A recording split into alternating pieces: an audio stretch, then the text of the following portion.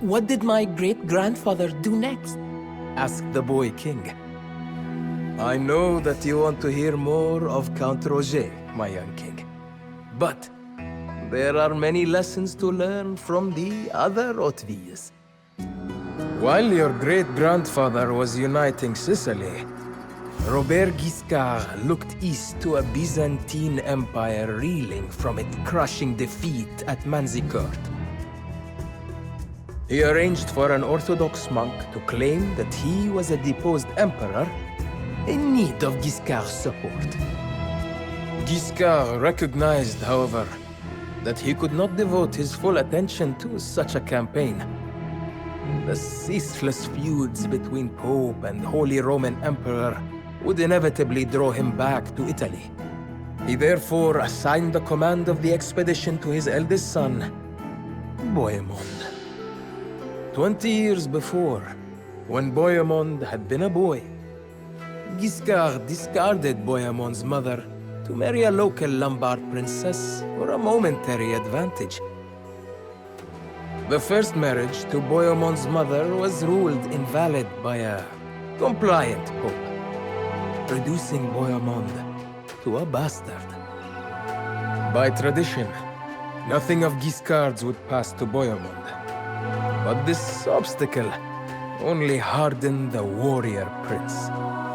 He had all the individual heroism, tactical brilliance, and the religious conviction to inspire men to follow him to the ends of the earth and challenge even an emperor. What Bohemond had not accounted for, however, was the power of a woman. Bohemond, I will be away in Rome while you lead the attack. Your stepmother will assist you. Take it from your father. She is not one to be trifled with. Oh, Bohemond, let me be clear. My son will succeed his father, not some half-wrought bastard such as you. I will keep the wealth of Apulia for my son, so he can conquer the East after you inevitably fail. Let my father's second son keep the wealth. I do not need it. Normans from across all of Italy will flock to my banner once they hear of my valor in battle. Salutamo. Pronto, Normans, signor. the Emperor's armies gain strength from their buildings. He will sap their vigor by destroying their buildings and plundering their mills, markets, and resource camps. But be warned, their armies will pursue us across every mile of their country. We will hit them hard and fast, and escape to raid elsewhere before they bring their full strength to bear. Oh, Bohemond, I thought you said that you would be heroic and have thousands of knights flocking to you. All I see is a coward who hangs back and does not fight himself. I suppose your mother's weak blood is to blame.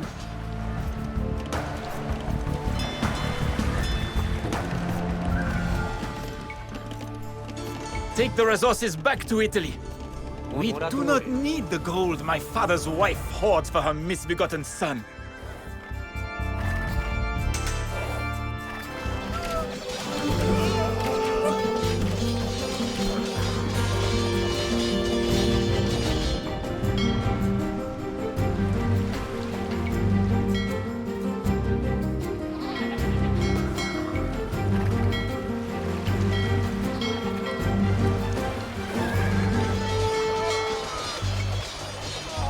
Who are you?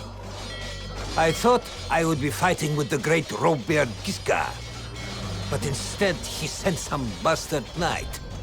The fox must be scared of the Roman eagle. Run, Normans! You are too few to challenge the Roman Empire.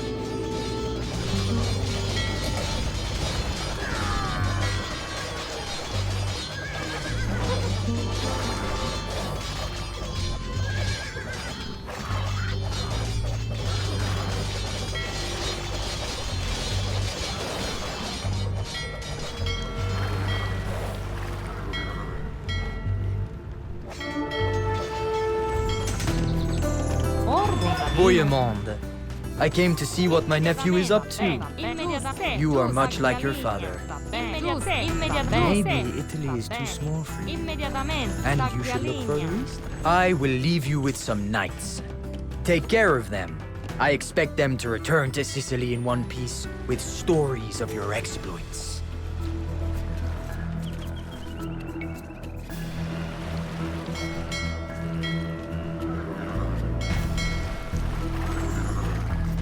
Such cowardly Normans!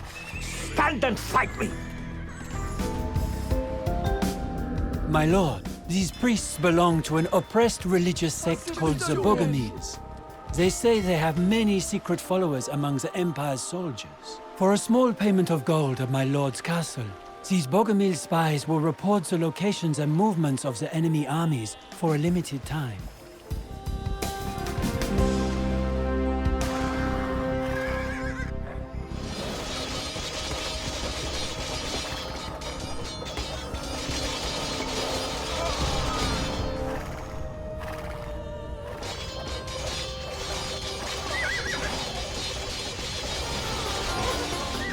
These Bulgarians say they are unwilling subjects of the Empire. They will fight alongside us. This army will bother us no more! My legions come from across my empire, Norman. I have other armies.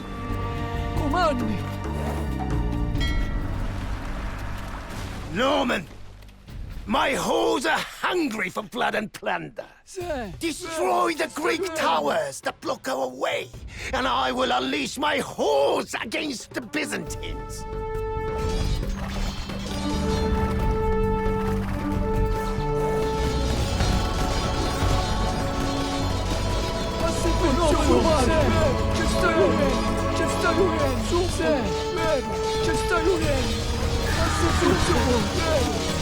Oh, Bohemond, it seems that your sister Matilda is more accomplished than you are.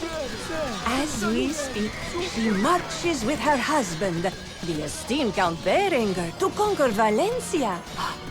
Maybe, after you fail, you can find employment there, as one of the Count's squires. Another army lies vanquished in the mud!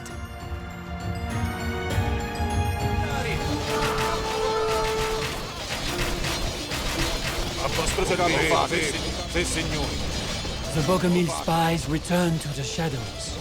My lord can purchase their services again at my lord's castle. Attaccare! Sì, signore. Attacchiamo!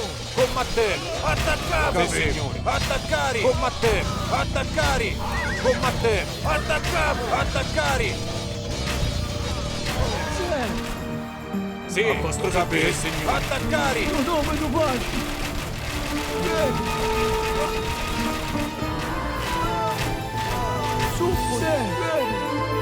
I am not finished yet, Norman.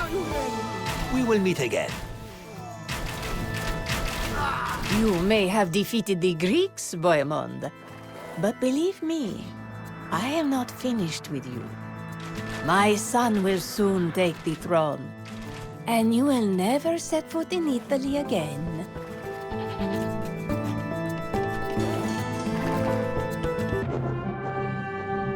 Robert Guiscard died suddenly in 1085, while Bohemond was stricken by illness, or as some say, poisoned by his stepmother, Gaita. Believing that Bohemond might die, the Norman lords had no choice but to elect Gaita's son as duke, a decision further encouraged by Count Roger of Sicily's support for the weaker and more easily influenced second son of Robert Guiscard. The seeds of Count Roger's patience were beginning to take root, but Bohemond's story is not yet finished.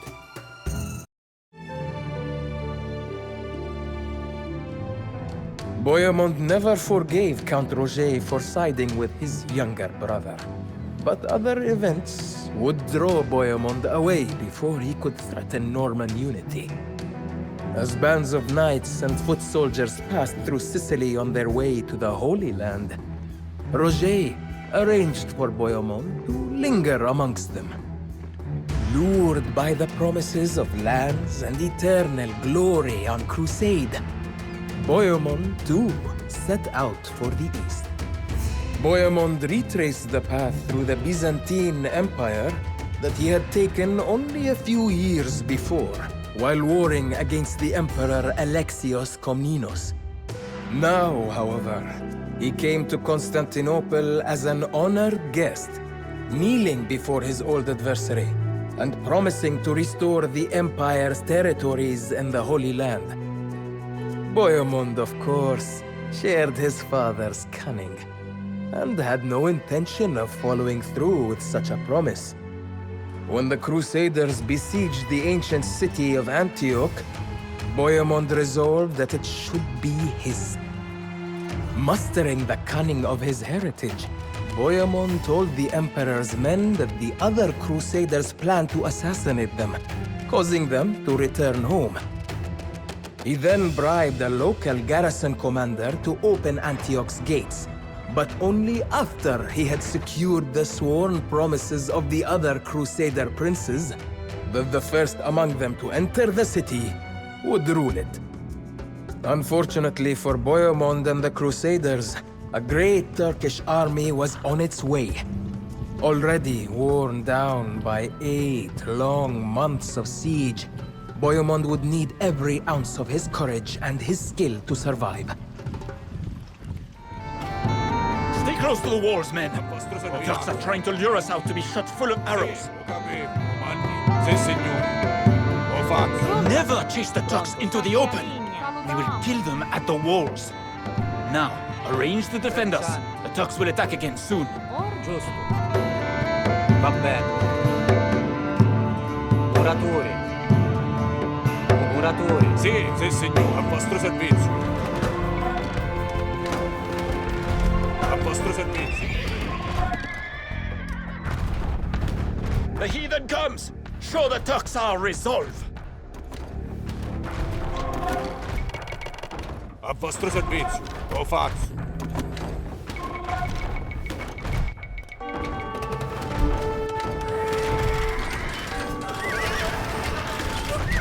Sì, sì, signore, fa capire. Lo faccio. Sì, sì, signore. Lo faccio. A vostro servizio. Lo faccio. Sì, signore. Where is that Emperor Alexios? I almost regret bloodying him across Illyria, if this is his way to get vengeance against me.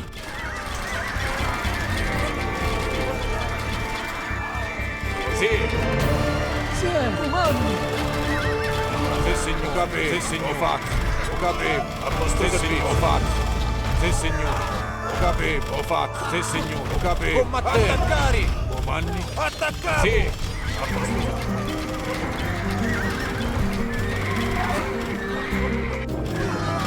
A vostro servizio. Attaccare! A vostro servizio. Sì, a vostro servizio. The Turks run. Let them go. We have much to rebuild. Soldiers, we fight and die here while the Byzantine Emperor dawdles. Never forget this Byzantine treachery. My lord, we are running low on resources. Perhaps my lord can assault the enemy citadel. The garrison there guards the rich hills behind the city. My lord, the Emperor Alexios Komnenos has retired with his armies back to Constantinople. They believe us already dead. He knows we are alive, and he knows I command the city. He is a spiteful coward, leaving us to die in the sand. Ordine. Giusto. Salutiamo. Muratori. A peasant claims that the holy lance that pierced Christ is buried in this city. I am skeptical, my lord, but the priests say we should have faith in this vision. At the very least, it will inspire the soldiers to fight harder, if only for a short while.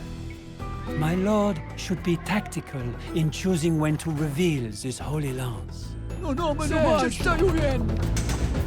The heathen comes! show the Turks our resolve!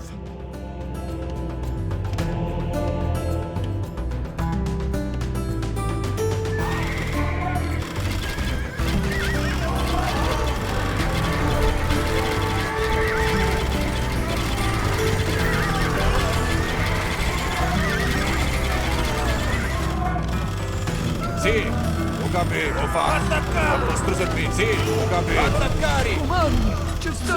A vostro servizio. Attaccato! The Turks run. Let them go. We have much to rebuild. Sì, signore.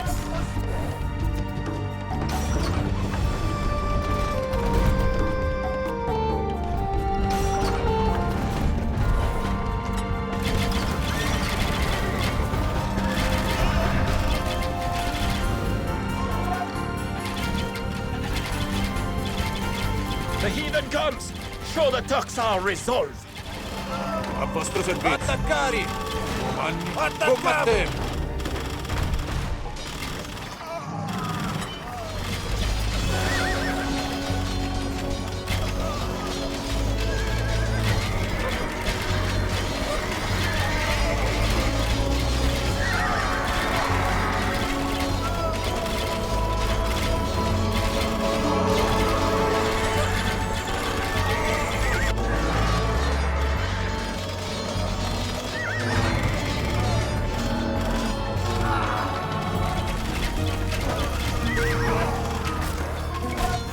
Sì, immediatamente.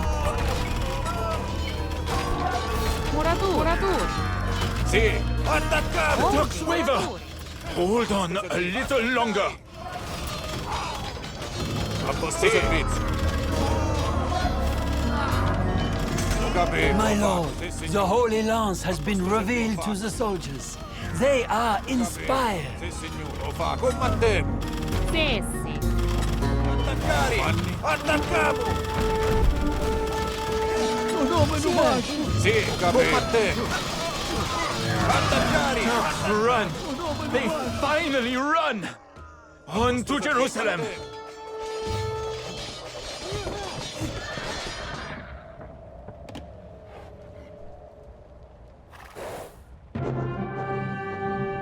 While Bohemond did not inherit his father's lands, he did inherit his attributes, and these won him a princedom. But Bohemond was not done after conquering Antioch. He sought every opportunity to conquer new lands, but his fearless aggression led him to being ambushed and captured by the Turks. His old enemy, the Emperor Alexios Komnenos, even offered to pay Bohemond's ransom if the Norman prince was brought to Constantinople in chains. Once again, Bohemond bested his old enemy, tricking his Turkish captors into releasing him for a smaller ransom. Years later, Bohemond again fought against the Emperor, but was surrounded by the Emperor's armies. He agreed to become a vassal of Emperor Alexios, but Bohemond's cunning had one last triumph. So that the treaty binding Bohemond to the Emperor would not include Antioch, Bohemond never again set foot in the city.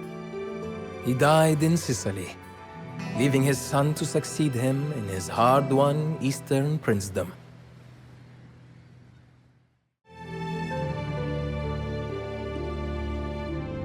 Our story is coming nearly to an end, my young king. But I have not yet even told you of your grandfather. He who first wore the crown that now rests upon your head. It is a story that should sound familiar to you. Your grandfather's father, the great Count Roger, died when Roger II was only a boy. Like you, he was raised by his mother in a cosmopolitan court among Greek and Muslim tutors.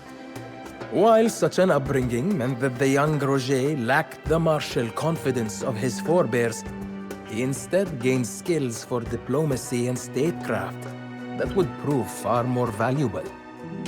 At that time, Norman Italy was divided into two lordships. Apulia, ruled by Robert Guiscard's grandson, and Sicily, ruled by Roger. When his cousin in Apulia died, childless, in 1127, Roger claimed all Hautevilles lands in Italy, forming the United Kingdom of Sicily. But this growing power, and Roger's tolerance for peoples of all faiths, raised the suspicions of the Pope. Railing against the half-heathen prince, the Pope called a crusade.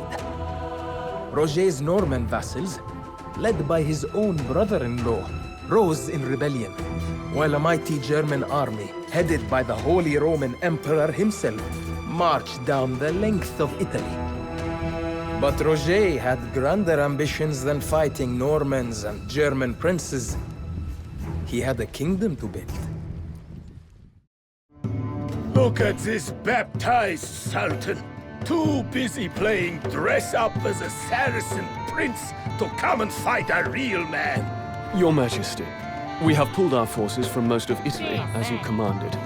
The peasants will surrender to the invaders, and their lives will be spared. Shall we retreat to the island, or hold our position in Calabria?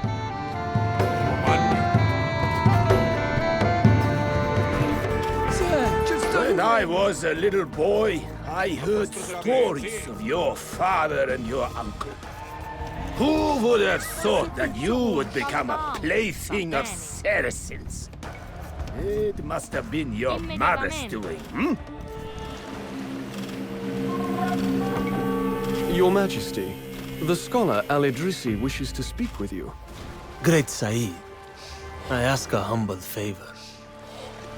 Please send your ships, traders, and soldiers throughout the world, so that I may learn from their journeys and create a map of your entire realm and beyond. Your Majesty, the Holy Roman Emperor has been exchanging letters with the Byzantine Emperor. I advise you to tribute gold to Emperor Komnenos, to remind him that he should ignore the Germans' letters. Good. You have bought yourself some time to deal with other matters, my lord. Pronto, giusto, taglialegna. Muratori. Pronto, Sogno. Muratori.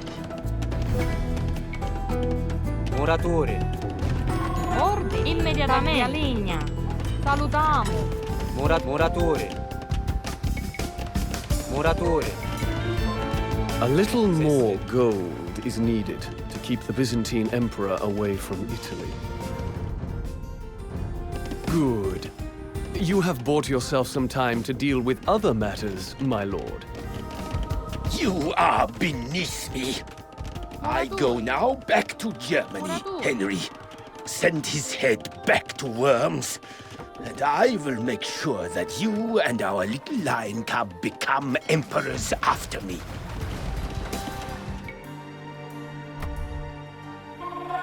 Muratori. Muratori. Ordini. Salutiamo. Ordini. Muratori. This wonder is more than a building, Saeed.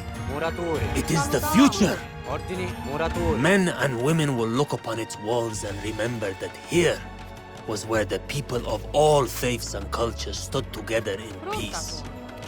Ordini. Sì. Sì, sì. Salutiamo. Pronto, Sogno. Your Majesty, the Italian cities support the Holy Roman Emperor because he promises to restore their trade routes. We can pry them from this alliance by clearing the seas of Saracen pirates who prey on Italian trade. A little more gold is needed to keep the Byzantine Emperor away from Italy. Great Saeed, your English Chancellor is wise. But many lives can be saved by paying the pirates to spare our ships. They will instead attack your enemies, Saeed.